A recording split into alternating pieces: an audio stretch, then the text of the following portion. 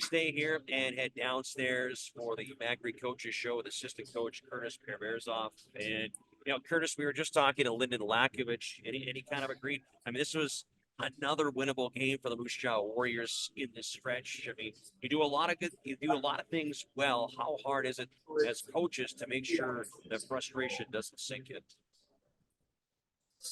Well, I think we have to recognize a lot of the positives that we had out of today. I think in this, 4-game skid here, we can talk about a 4-game losing streak, but I think throughout those 4 games, we've done a lot of really good things. And tonight was no different. I thought our compete was on top for the most part. And I thought we battled and worked really hard at both ends of the rink. So to see a game slip away like that off of an unlucky bounce, I'll call it. It hurts, but I think, the good thing with this group is we have an opportunity to go back and get back to it on Friday. And I know they're chomping at the bit to do so. How about Jackson Unger? I mean, 38 saves, 19 of those in the second period when Kelowna was really pressing again. Jackson, very consistent and solid for the Warriors tonight. Yeah, he sure was. I thought he made a couple really big saves. I thought obviously that one sliding across with the glove was quite something, and obviously generated some energy on the bench for our group. But it's just something that we've come to expect a bit more from Jackson this year, is being able to make those saves and give us a chance to win. And he did that tonight. So unfortunately, we just didn't get it done at the other end. I thought the compete level was fantastic right from the opening face-off. It looked like the guys were excited. Looked like they knew they had an opportunity maybe for some increased opportunities on the ice. There's no doubt about it. You're missing offensive pieces. Those guys are key in your lineup. How do you help these guys create more offense? Is it just a matter of going to the net? It's a matter of making different plays? And in your opinion, how can we get more offense going?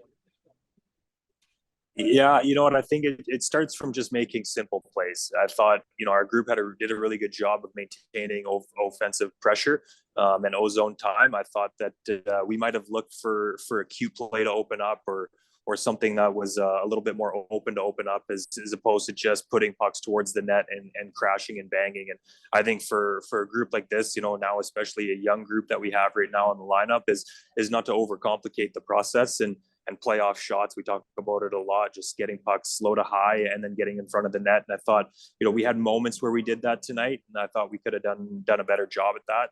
Who knows if we're inside, we get one of those bounces that hit a shin pad and goes in. I think that's where these young guys can find some more success, is just keeping it simple.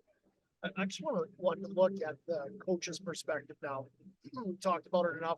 There's opportunities for guys here to step up in the next few weeks, fill some different roles, prove that they can play different roles. But from a coach's perspective, is there things that you guys look to do different? Or is it just a matter of continuing on with the guys that you have? Or is it maybe a little bit more stress on what the coaches can do here over the next 2 weeks as well? Yeah, I think we want to play the same way that we've been trying to instill from the beginning of the season, just with our habits, our checking details, our tracking details. So not a whole lot of that changes, to be honest with you. A lot of it is more teaching, as of course young guys are going to get more time on the ice and be in different situations. So I think there's a lot of teaching moments that come from it, and not harping on guys too much if they make a mistake. I think first and foremost, if they're playing hard and competing hard, I think mistakes are going to happen, but just trusting the process and trusting what they can do out there. They're all here for a reason. So I think that's a big part of it. Curtis, I do want to ask, I know we've talked a lot about a lot of positive, which I think is great, but I do want to ask about, the third periods in the last 4 hockey games. Moose Jaw has either been tied or had the lead. I know the bad bounce on game-winning goal tonight, it's just a bad break is all that is. But is it a mental hurdle in the third period right now for the Warriors? Yeah, I think you can call it a mental hurdle. I think I think our group needs to get to a place where they hate losing so much that they don't want to go out there and see another lead slip away. It's happened one too many times, and I know guys aren't happy about that at all. But I think we can take it more personally.